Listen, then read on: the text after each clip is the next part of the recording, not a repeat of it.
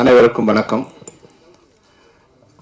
எல்லாரும் பேசி கடைசியாக பேசுறதுக்கு எதுவும் மிச்சமில்லாத நேரத்தில் இருந்தாலும் முகுந்தன் என்னுடைய மிகச்சிறந்த நண்பர், ஆகச்சிறந்த நண்பர். அவர் என்ன சார் என்னுடைய படத்துக்கு நீங்கள் வரணும் இன்விடேஷன் கொடுத்தாரு.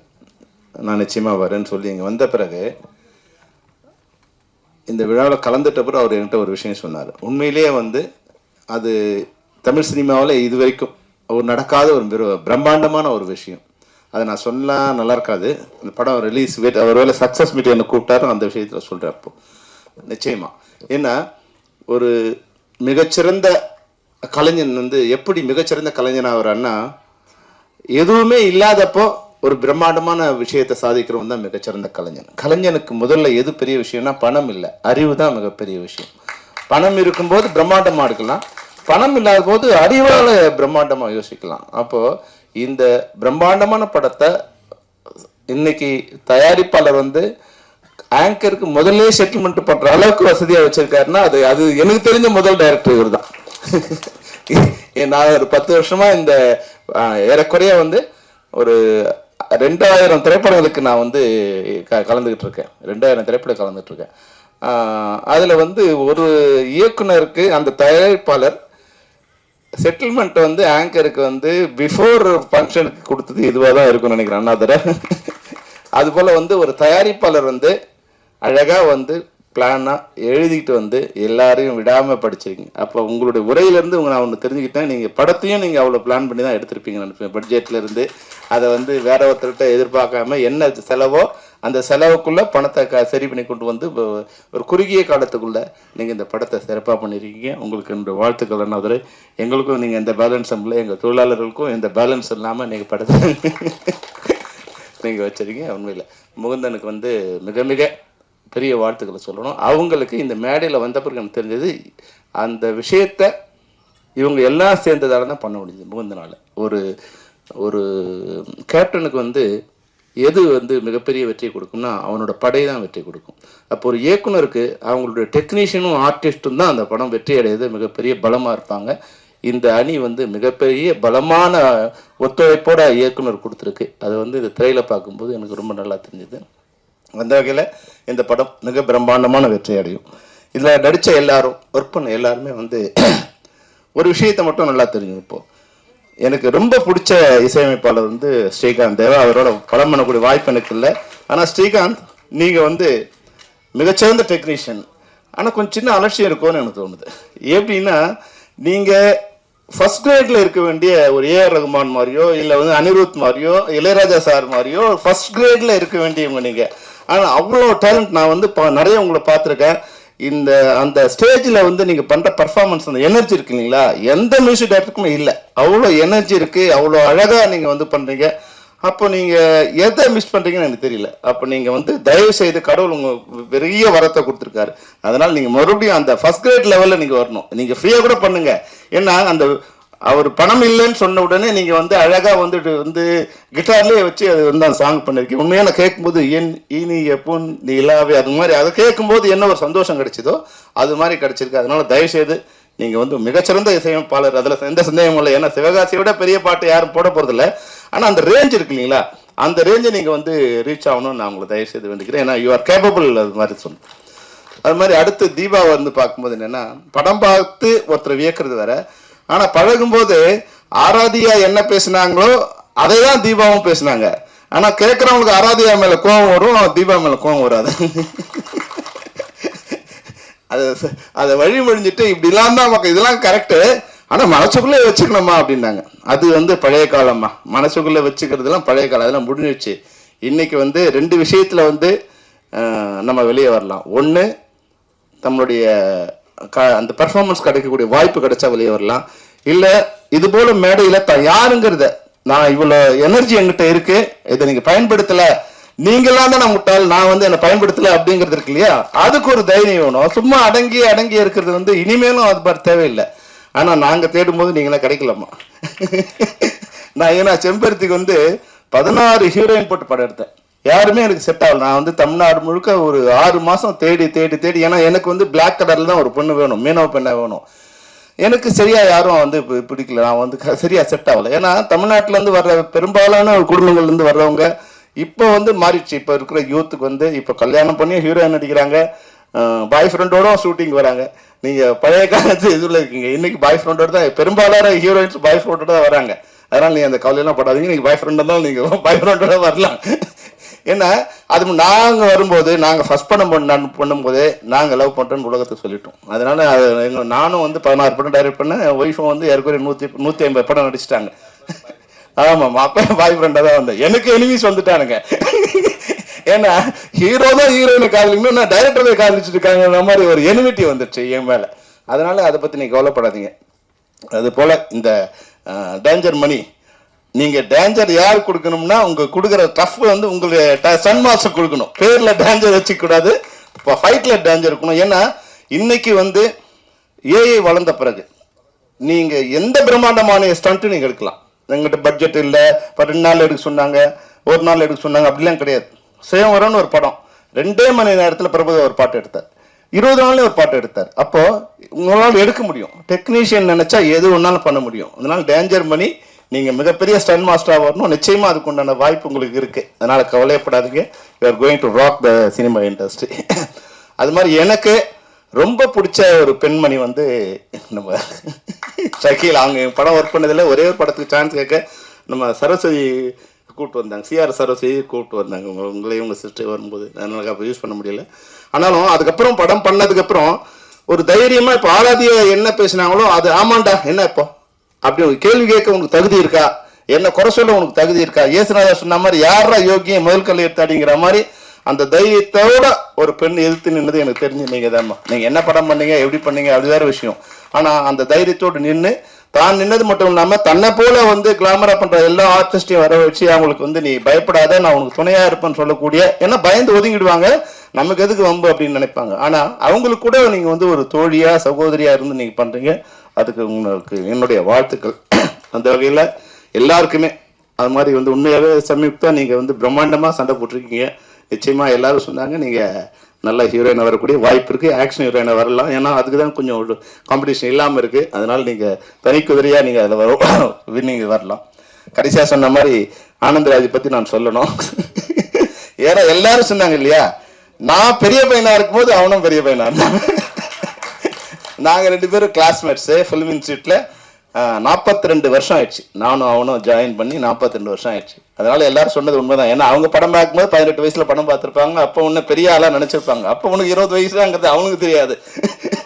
அதனால அவங்க சின்ன வயசு சொல்லிட்டு இருப்பாங்க. நானும் அவனும் வந்து ஆனந்தராஜை வந்து ஒரே நேரத்தில் சினிமாவுக்கு வந்தோம்.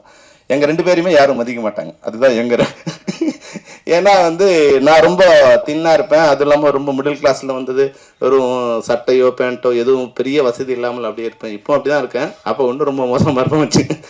அப்போ அவன் வந்து என்னென்னா, அவர் வந்து நம்ம சிவராஜ்குமாரோட நண்பர். அவர் நம்ம இப்போ கன்னட ஹீரோ சிவராஜ்குமார் என் கூட படித்தார். அப்போ அவரோட நண்பர் இவர். அதனால் வந்து இவர் கொஞ்சம் ஷோ காமிப்பார். அவர் வந்து ஒரு அவர் சிவராஜ்குமார் கொடுக்குற இது வந்து ஷோ இவரும் எதிர்பார்ப்பார். அதனால இவருக்கு கொஞ்சம் பேருக்கு பிடிக்காது. அதனால மொத்தமாகவே வந்து இந்த யூனிட்ல என்னையும் சேர்க்க மாட்டாங்க, ஆனந்தராஜன் சேர்க்க மாட்டாங்க. ஆனால் நான் முதல் படம் பண்ணும்போது எப்படி வந்து உரிமைக்கு அவர் படம் பண்ணாரோ அதுக்கு வந்து ஆட்டோ சங்கர் கேரக்டருக்கு வந்து நான் ஆனந்தராஜ் சூஸ் பண்ணி ஆட்டோ தர்மா கொடுத்தேன். நான் என்ன எதிர்பார்த்தனோ அதை விட வந்து ஒரு 100 மடங்கு. இப்போ ஆராதியா சொன்னீங்க இல்லையா, நான் வந்து ஆனந்தராஜோட பெர்ஃபார்மன்ஸில் என்னோட பங்கு வந்து ஒரு 10-20 பங்கு தான் இருக்குது. அவனா அதை வந்து யோசிச்சு இந்த கேரக்டர் எப்படி பண்ணணும், இந்த டைலாக் எப்படி டெலிவரி பண்ணணும், எந்த இடத்துல டைலாக் உடைக்கணும், எந்த இடத்துல பாஸ் கொடுக்கணும், எப்படி காஸ்டியூம் பண்ணணும், இது எல்லாமே அவங்கள டிசைட் பண்ணிக்கிறாங்க. அப்போ வந்து நான் இல்லைன்னா கூட அவங்க வந்து யாரோ ஒருத்தர் அவங்களை சூஸ் பண்ணிடுவாங்க. அப்போ ஆட்டோ சங்கரா வந்து உண்மையே அன்னைக்கு வந்து ஆனந்தராஜை பார்த்து பயப்படாது பெண்களே கிடையாது. எங்கள் உறவினர்த்து சொன்னாங்க, அப்பா அவனை கூப்பிட்டு வராதப்பா, வந்து கர்ப்பம் கலைஞ்சிருமா அவனை கூப்பிட்டு வந்து அப்படின்னு. அப்போ அவ்வளோ டரர் கேரக்டர் வந்து ஆனந்தராஜ் அப்படி வரும்போது. அப்புறம் வந்து அடுத்து 2 படம் கழிச்சு மக்களாட்சியில் வந்து அவர் அப்படியே வந்து வர ஒரு எங்களுக்கு அப்படியே வந்து ஒரு வயசான ஒரு 50-60 வயசு கேரக்டராக மாற்றி நடிக்க வைக்கணும். அதில் கொஞ்சம் காமிக்கல் வில்லனா அப்படி வந்து காமிக்கல் இல்லை, ஒரு குரூரமான வில்லனா வந்து அதில் வந்து இது பண்ணும். அது பார்த்து மிரண்டு போயிட்டாங்க. அன்னைக்கு வந்து உண்மையிலே ஆனந்தராஜ் இப்படி ஒரு கெட்டப்பா அப்படின்னு. அப்போது அந்த வளர்ச்சி இருக்குங்களா, யாரு கூட வந்து எவ்வளோ 200 மேலே ரீச் ஆகிட்டியா? பா 400 படங்களை தாண்டி இருக்காரு. விரைவில் நீயும் 1000 படம் 1000 தலைவாங்கி அபூர்வ சிந்தாமணி மாதிரி 1000 படம் கண்ட ஆனந்தராஜா நீ மாறணும். அந்த அளவுக்கு வாய்ப்பு இருக்கு. ஆனால் பேரரசு சொன்னதில் வந்து மட்டும் எனக்கு ஒரு சின்ன இது இருக்கு. என்னன்னா ஆனந்தராஜ் வந்து நம்பியாசாமி மாதிரியோ இல்லை வந்து அசோகன் மாதிரியோ மாற மாட்டார். அவர் எம்ஆர் ராதா மாதிரி வந்து தான் வருவானே தவிர, அது வில்லனாவும் நடிப்பான், கேரக்டராகவும் நடிப்பான், காமெடியனாகவும் அது நடிப்பான். அதனால அந்த இது வந்து அந்த டெரர் கொண்டு வரக்கூடிய, இப்போ இதில் பார்க்கும்போது சிரிப்பு வர வைக்கணுங்கிறது வந்து அவன் நோக்கமாக இருந்ததால நமக்கு வந்து சிரிப்பு வந்தது. ஆனால் இப்போ டெரர் வர வைக்கணும்னா நிச்சயமாக அவரால் முடியும். அந்த அளவுக்கு அந்த கேப்பபிலிட்டி உள்ள ஆர்டிஸ்ட் வந்து ஆனந்தராஜ். அவங்க சேர்ந்து மெட்ராஸ் மாஃபியா கம்பெனி ஆரம்பிச்சிருக்காங்க. இந்த மாஃபியா கம்பெனி பேரில் மட்டும் மாஃபியாவாக இருந்துட்டு வசூலில் மிகப்பெரிய கலெக்ஷன் பண்ணி தமிழ் இண்டஸ்ட்ரியை வாழ வைக்கணும். சின்ன திரைப்படங்களை இது போல் இயக்குனர்கள், முகுந்தன் மாதிரி இயக்குனர்கள் தான் மற்ற இன்னைக்கு இருக்கிறவங்கெல்லாம் வந்து முகுந்தன்கிட்ட ஒரு பாடம் கற்றுக்கணும். என்னென்னா, வர தயாரிப்பாளருக்கு என்ன பட்ஜெட்டில் பணம் சொன்னமோ அந்த பட்ஜெட்டுக்குள்ளே படத்தை முடித்து அவங்க ரிலீஸ் பண்ணுறதுக்கு யார்கிட்டையும் போய் கையேந்தாத ஒரு இடத்துல, அதாவது நமக்கு 1000 கற்பனை இருக்கும். இன்னைக்கு தமிழ் திரைப்படங்களுக்கு ஃபைனான்ஸ் பண்ணுறதுக்கோ இல்லை படத்தை பணம் கொடுத்து வாங்கிறதுக்கோ யாருமே இல்லை. அப்போ தயாரிப்பாளர் மட்டும்தான் மொத்த சுமையும் சுமக்கணும். பைசா வந்து மொத்த சமயம் சுமக்கணும். இன்னைக்கு நம்ம படம் கொடுத்தா கூட அது ப்ரொஜெக்டர் கூட தியேட்டருக்காரங்க வாங்க மாட்டாங்க. அந்த ப்ரொடக்ட் சார்ஜ் கூட நம்ம தான் கொடுக்கணும். போஸ்டர் கொடுக்கணும், போஸ்ட் கொடுத்ததுக்கு பேஸ்ட் கொடுக்கணும், பேஸ்ட் ஓட்டுறதுக்கு கூலி கொடுக்கணும், எல்லாத்தையும் நம்ம தான் கொடுக்கணும். அப்போ அந்த தயாரிப்பாளர் இன்னைக்கு வசதியாகவும் அவருக்குள்ள இந்த பட்ஜெட்டுக்குள்ள நாங்கள் படம் முடிக்கணும்னு சொன்னால் நிச்சயமா இயக்கணும். அந்த படத்துக்குள்ள அந்த அதாவது வெற்றி தோல்விங்கிறது வேற விஷயம். படம் வெற்றி அடையுது தோல்வி அடையுதுங்கிறது வேற விஷயம். ஆனா பல படங்கள் வந்து அந்த பட்ஜெட்டுக்குள்ள படத்தை முடிக்க முடியாதால இன்னைக்கு வந்து ஒரு பட்ஜெட் நம்ம சொல்றோம், அந்த பட்ஜெட்டுக்குள்ள படத்தை முடிக்கணும். ஒரு 10% இன்க்ரீஸ் ஆனால் பரவாயில்ல. ஒரு 100 ரூபா சொன்னோம் 110 ரூபா ஆச்சு அப்படின்னா பரவாயில்ல. 100 ரூபா சொன்ன படம் 300 ரூபா 400 ரூபா ஆகும்போது அவங்க சம்பளத்தை தொழிலாளரும் கொடுக்க முடியாம படத்தையும் முடிக்க முடியாம, அப்போ என்ன ஆகுது வந்து சினிமா மேல வந்து ஒரு வெறுப்பும் ஒரு அவதூறு பிரச்சாரமும் வெளியே ஏற்பட்டுருது. ஆனால் இன்னைக்கு ஒர்க் பண்றதுல வந்து இது போன்ற தவறுகள் வந்து நிச்சயமா வந்து ஒரு பண்பட்ட இயக்குனரா பண்பட்ட உதவி இயக்குனராக இருந்து வரவங்ககிட்ட கிடையாது. ஏன்னா நான் வந்து அசிஸ்டன்ட் டைரக்டராக இருக்கும்போது மணிவன் சார்கிட்ட கூட இருந்தேன்.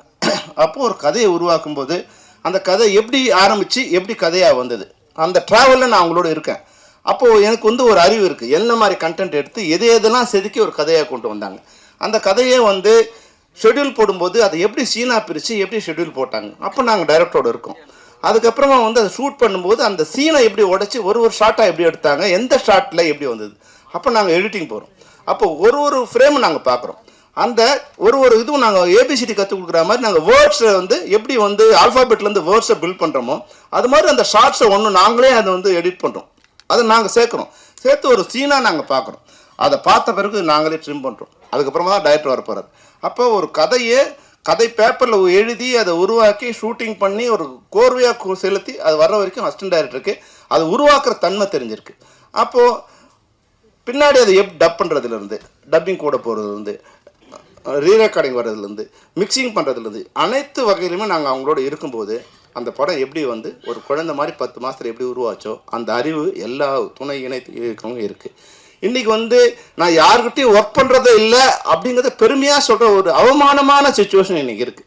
இது நிச்சயமாக வந்து இதை பெருமையாக சொல்லக்கூடாது. எனக்கு காரே ஓட்ட தெரியாதுங்க ஆனால் நான் கார் வாங்கிட்டேங்கிறது எவ்வளோ கேவலமோ அது மாதிரி நான் ஒர்க்கே பண்ணலைங்க நான் படம் கொடுத்துட்டேன்னு சொல்கிறது தயாரிப்பாளருக்கு தான் தவறு பண்ணணும். அவங்களுக்கு எதுவுமே தெரியாது. அதாவது வந்து ஒரு படத்தை வீடியோவில் பார்க்குறாங்க இல்லை வந்து ஷார்ட் ஃபிலிம் எடுக்கிறாங்க, அது வந்து டைரக்ட் பண்ண வராங்க, அது வெற்றி அடையலை, நான் இல்லைன்னு சொல்லலை. ஆனால் அது மட்டுமே போதுமா? அது போதாது. அது ஒரு அனுபவ அறிவு இருக்கும்போது இது எந்த பட்ஜெட்டுக்குள்ளே வரும். அப்போ நாங்கள் ஒரு குடும்பமாக பழகும்போது தயாரிப்பாளர் எப்படி இருக்காங்க, மற்ற டெக்னீஷியன்ஸ் எப்படி இருக்காங்க, அவங்களோட எப்படி பழகணும், எப்படி அவங்ககிட்ட அந்த வேலையை வாங்கணும், எப்படி தீபா அம்மா சொன்னாங்களோ அவங்க வந்து மனசில் நினைக்கிறத மற்ற ஹர்ட் பண்ணாமல் அந்த விஷயத்தை எப்படி வாங்கணும் சொன்னாங்களோ அதையெல்லாம் நாங்கள் வந்து பை எக்ஸ்பீரியன்ஸில் நாங்கள் கற்றுக்கிட்டு வரும்போது நிச்சயமாக அந்த படத்தை ஒரு வெற்றி தோல்விங்கிறத தாண்டி நீ எல்லாம் வெற்றி படமாக கொடுத்துருக்கீங்கன்னு கேட்கக்கூடாது. நான் தான் கேப்டன் பிரபாகரன் பண்ணேன், நான் தான் அதிரடி படை பண்ணேன், வெற்றியும் நான் தான் கொடுத்தேன், தோல்வியும் நான் தான் கொடுத்தேன். அது ரெண்டுத்துக்கும் ஒரே உழைப்பு தான். ஆனால் ரெண்டுத்துலையுமே வந்து ஒரு படம் இந்த இவ்வளோ மோசமாக இருக்கான்னு யாரும் சொல்ல முடியாது. ஆனால் இன்றைக்கி வர்றவங்களோட படம் ஒரு படம் வெற்றி அடையுது, ஆனால் அடுத்த படம் வரும்போது அது படமாகவே இருக்கிறதுல அது சம்மந்தப்பட்ட அனைவருமே பாதிக்கப்படுறாங்க. இப்போ மற்றவங்களோட பாதிப்பை பற்றி யாருமே கவலைப்படுறதில்லை. அந்த நான் ஏற்கனவே போன மீட்டிங்கில் சொன்னேன், வந்த 2500 தயாரிப்பாளர்களில் 2100 தயாரிப்பாளர்கள் காணாமல் போயிட்டாங்க. அதை காணாமல் அடிச்சதில் இங்கே இருக்கிறவங்களுக்கு பெரிய பங்கு இருக்குது. அது இவங்களும் யாருன்னா, டிரைவிங் தெரியாத ஆளை டிரைவராக கொண்டு வந்து வச்ச தயாரிப்பாளர். அதுதான் அவங்களோட தவிர இண்டஸ்ட்ரியோட தவறு இல்லை. இப்போ முகுந்தன் மாதிரி இந்த டேட்டுக்குள்ளே படம் முடிக்கக்கூடிய இயக்குநர்கள் வந்து இன்றைக்கி 100 பேர் தயாராக இருக்காங்க, 200 பேர் தயாராக இருக்காங்க. ஆனால் நீ எல்லாம் அசிஸ்டண்ட்டாக ஒர்க் பண்ணியா? நீ வந்து மணிவன் அசிஸ்டண்டா, செல்வமணி அசிஸ்டண்டா, உதயகுமார் அசிஸ்டண்டா? ஐயோ வேணாப்பா, அசிஸ்டண்ட்லாம் யாரும் வேண்டாம். புதுசாக யாராக வந்தீங்களா? அசிஸ்டண்டே இல்லாமல் ஒர்க் பண்ணாதவங்க வந்தீங்கன்னா கதை சொன்னீங்கன்னா படம் எடுக்கிறங்கிறத தயாரிப்பாளர் அந்த ஒரு மென்டாலிட்டியில் வந்துட்டாங்க. இது என்னென்னா, ஒரு படம் வந்து அது போல் இருக்க ஒருத்தர் வந்து வெற்றி அடையும் போது அது மாதிரியே எல்லா படங்களும் வெற்றி அடையும்னு அவங்க நினைக்கிறாங்க. அது வந்து தவறான கருத்து. அது போல் இருந்ததால் தான் இன்றைக்கி இண்டஸ்ட்ரியில் கேவலமான மோசமான நிலைக்கு ஆளாயிடுச்சு. இதெல்லாம் ஒரு படமா? நீங்கள் தினத்தந்தி அந்த பேப்பர் வந்து ஓப்பன் பண்ணும்போது அதில் 4 விளம்பரங்கள் பார்க்கும்போது இதெல்லாம் ஒரு டைட்டிலா, இதெல்லாம் ஒரு படமா, இந்த படத்தோடு நம்ம விளம்பரங்கள் வரணுமா அப்படிங்கிற எண்ணத்தில் தான் இருக்குது. அப்போது திரைப்படங்கள்ங்கிறது வந்து பல குப்பைகள் வரும்போது இது போல் சிறந்த படங்கள் அது போய் அமைங்கி போகுது. அதனால் தயவுசெய்து தயாரிப்பாளர்கள் வரும்போது நீ என்ன போடு நான் உங்களை சொல்லலை, ஆனால் முகுந்தன் மாதிரி மிகச்சிறந்த இயக்குநர்கள் இங்கே ஆகச்சிறந்த இயக்குநர் இருக்காங்க, அவங்களுக்கான வாய்ப்பை கொடுத்தீங்கன்னா இது போன்ற நல்ல திரைப்படங்கள் உருவாகும் என்று கூறிக்கொண்டு அனைவருக்கும் வாழ்த்துக்களை தெரிவித்துக்கொண்டு நீங்கள் விரைவில் சக்ஸஸ் மீட் நடத்தணும். அதில் நாங்களும் வந்துட்டு எங்களுடைய ஆனந்தத்தை பகிர்ந்துக்கணும். அப்போது அதை எனக்கு முகுந்தன் என்ன சொன்னாரோ அதை நான் அந்த கருத்தை நான் சொல்கிறேன் உங்ககிட்ட. அப்போ நீங்கள் உண்மையிலே வியப்படுவீங்க. ஏன்னா நானும் அதை கேட்டவுடனே நான் ஷாக் ஆகிடுச்சு. ஓஹோ இப்படியா அப்படின்னு ஷாக் ஆகிடுச்சு. அந்த சக்ஸஸ் மீட்டில் அந்த ரகசியத்தை உங்களோட சொல்கிறேன். All the best, all the best, all the best. வரும்போதே தலைவர் என்னை திட்டிக்கிட்டு இருக்காரு, என்ன பேச போகிறானோ அப்படின்னு.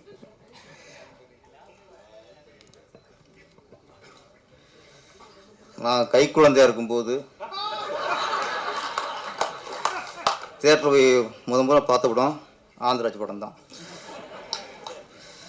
அப்போ எனக்கு ஒரு 2.5 வயசு அவ்வளோதான் இருக்கும். எங்கள் அம்மா கூட்டி போனாங்க சார். ஏன்னா சின்ன வயசுனா திட்ட ஆரம்பிச்சிட்டாங்க. சின்ன வயசுல இருந்தில்ல, நான் கை குழந்தை இருக்கும்போதே ஃபஸ்ட்டு பார்த்த படம் ஆனந்தராஜ் சார் படம் தான். உங்களை பார்த்து வளர்ந்து குழந்தை சார் நான்.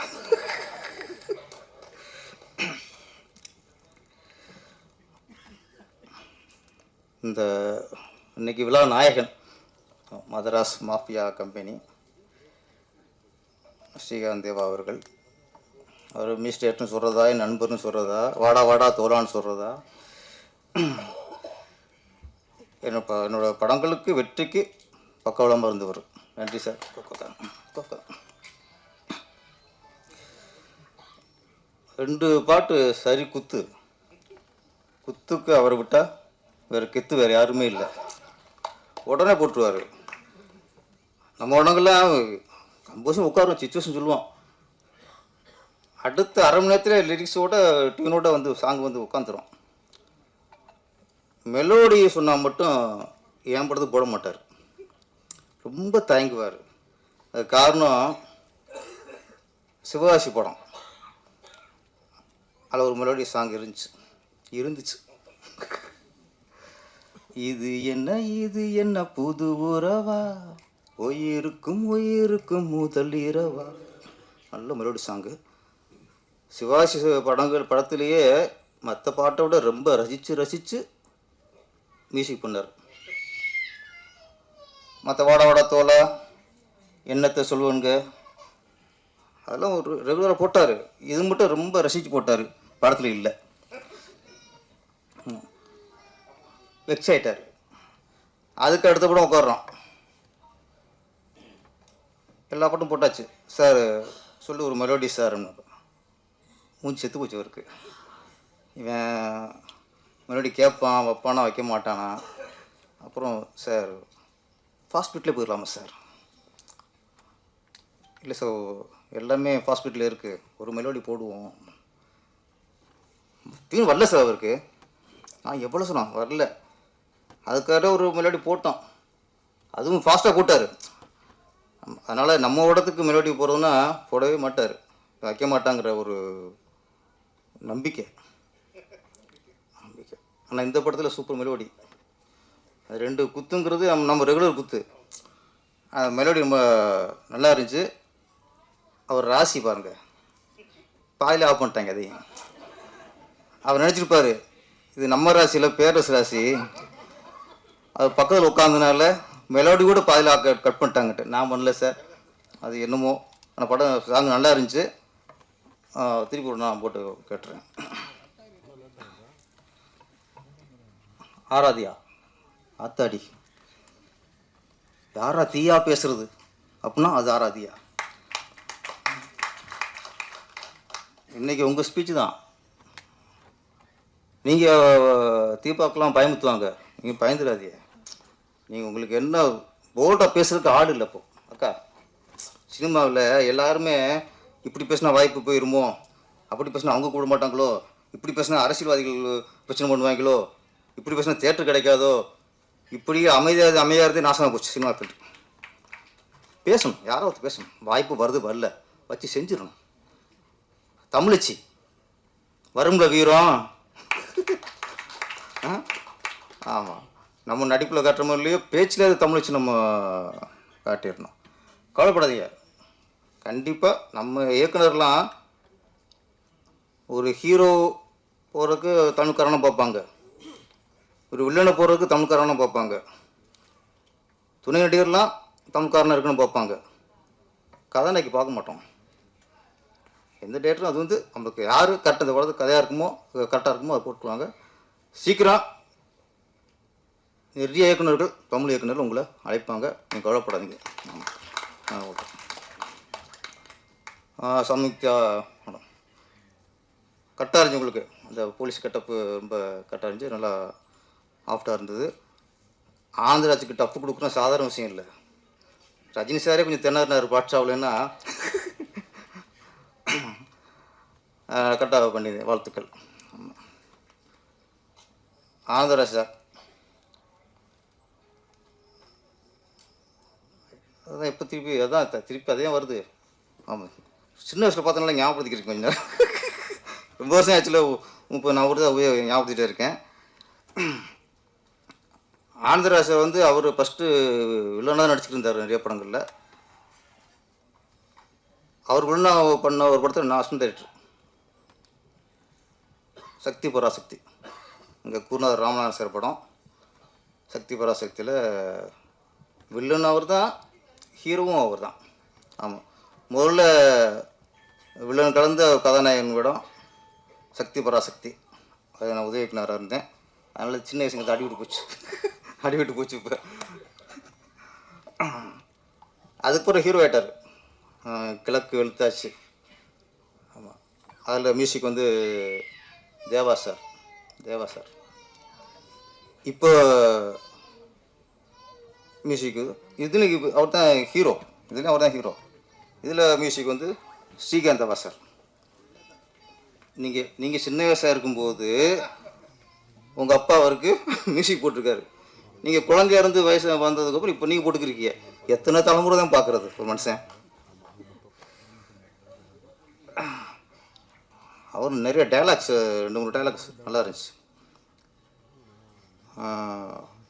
டேரக்டருக்கு அவரே வசனம். வாழ்த்துக்கள் சார். எனக்கு ஆட்சி முக்கியமா கட்சி முக்கியமானு கேட்டால் எனக்கு ஆட்சி தான் முக்கியம். அதெல்லாம் நடைமுறை உண்மையில் கரெக்டாக போட்டு சொல்லியிருக்கீங்க. அப்புறம் தீபாக்கா டைலாக்கு, நான் வேண்டாத தெய்வம் இல்லை, நான் போகாத கோயில் இல்லை, நான் பண்ணாத பூஜை இல்லை. நான் எக்ஸ்ட்ரா சொல்லுவேன், போகாத கும்பாபிஷேகம் இல்லை, பிள்ளையார் சதுர்த்தி, சரஸ்வதி பூஜை, தீபாவளி எல்லாமே நிறைவாக கொண்டாடுவேன். நீங்கள் திருந்துற மாதிரி தெரியலையா அப்படின்னு சொல்கிறீங்க. இந்த ரெவடி மட்டும் அரசியல்வாதின்னு சொல்கிறேன். பொண்டாட்டி பூஜைலாம் பண்ணால் திருந்த மாட்டாங்க, பட்டாத்தான் திருந்துவாங்க. நம்மளே அவர் கதைப்படி பட்டு திருந்து வரவர். ஆந்திரா சார் வந்து வில்லனாக இருந்து ஹீரோ ஆகிட்டார். என்ன வில்லனில் என்ன பிரச்சனைனா, ஆரம்பத்தில் அசோகன் சார் சீரியஸ் வில்லன் அவர். அப்புறம் கொஞ்சம் காமெடி பண்ண ஆரம்பித்தார். காமெடி பண்ணதுக்கப்புறம் திருப்பி அவனால் அதை சீரியஸ் ஒன்று பண்ணவே முடியல. கடைசி வரைக்கும் காமெடியன் தான். அதே மாதிரி தமிழ் ஃபீல்டுக்கு வில்லனா யார்? வில்லன்னாலே நம்பியார் தான். நம்பியார் தான். எம்ஜிஆர் படங்கள், சிவாஜி படங்கள்லாம் அவர் வந்தாலே பயமாக இருக்கும். அவர் கொஞ்சம் தூரம் நின்று போச்சு பாக்கிராச படம். அதில் கொஞ்சம் ஹியூமர் பண்ணார். அதோட சீரியஸ் போச்சு. அதுக்கப்புறம் அவனால் சீரியஸான கேரக்டர் பண்ண முடியல. வர படம் காமெடியாக ஆயிடுச்சு. அப்படியே இந்த வில்லன்கள் வந்து கொஞ்சம் ஒரு வித்தியாசத்துக்காக ஒரு ஹியூமர் பண்ணும்போது அப்புறம் திருப்பி அந்த சீரியஸ் பண்ணவே முடியாது. மக்கள் திருப்பி சீரியஸ் பண்ண சிரிக்க ஆரம்பிச்சுடுவாங்க. அது மாதிரி ஆனந்தராஜ் சார் அப்போல்லாம் வந்தாலே பயமாக இருக்கும். பாட்ஷாலாம் என்ன மிரட்டி விடுவார். அவரையில கொஞ்சம் ஹியூமர் பண்ண ஆரம்பித்தார். அதோட முத்திர ஊற்றிட்டாங்க. ஆனந்தராஜ் வந்தாலே சிரிக்க ஆரம்பிச்சிட்டாங்க மக்கள்லாம். இப்போது இதுலேயும் அப்படித்தான். என்னதான் வில்லன் அப்படியே பணத்தை பண்ணாலும் குத்தாட்டம் போட்டாலும் சரி அதை வச்சு குத்துறாரு. நமக்கு பயமாக வர மாட்டேங்குது. நம்ம ஆனந்தராஜ் குத்தி விளையாடுறாரு. அப்படியே அப்படியே கத்தியை கழுத்தை அறுத்து அப்படி துடைக்கிறாரு ரத்தத்தில். பயம் வருதுச்சு நம்ம ஆனந்தராஜ். ஏன்னா நீ வில்லன் ஹியூமர் பண்ணிட்டாலே அவர் நம்மளால் ஆயிடுவார். குழந்தை என்ன பண்ணாலும் ரசிப்போம்ல, அது மாதிரி நாங்கள் ரசிக்க ஆரம்பிச்சிட்டோம்.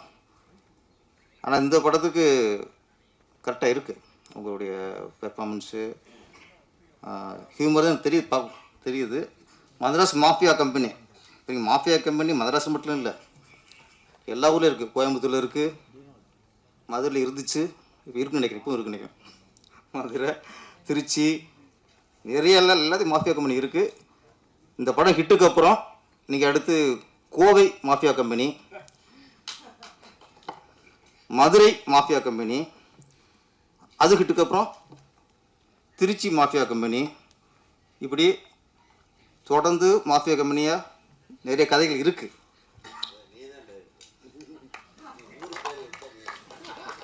அது கரெக்டு தான். நான் அப்போ ஒன்று பண்ணுறேன், இந்த கோவை மாஃபியா கம்பெனி கூட நான் டைரக்ஷன் பண்ணிடுறேன். இன்ட்ரெஸ்டிங்காக இருக்கும்.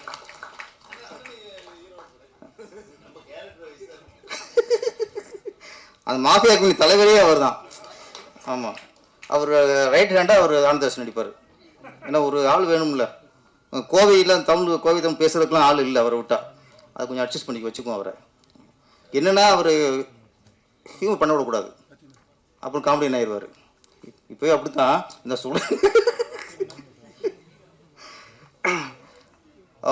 இயக்குனர் முகுந்தன் அவர்கள் நல்லா இன்ட்ரெஸ்டிங். ட்ரெயினில் பார்க்கும்போது தெரியுது இந்த கதை பிகினிங் இருந்து எண்டு வரைக்கும் ஃபுல்லாக இன்ட்ரெஸ்டிங்காக இருக்கணும், நல்லா தெரியுது. கண்டிப்பாக இந்த படம் வெற்றி அடையும். சைகலா மேடம், நீங்களும் இப்போ நடிச்சிருக்கீங்க. திரும்ப நீங்கள் ரவுண்டு வரணும். எல்லாருக்கும் வாழ்த்துக்கள். நன்றி, வணக்கம். நன்றி சார். அடுத்ததாக நாங்கள் அழைக்கக்கூடிய என்ன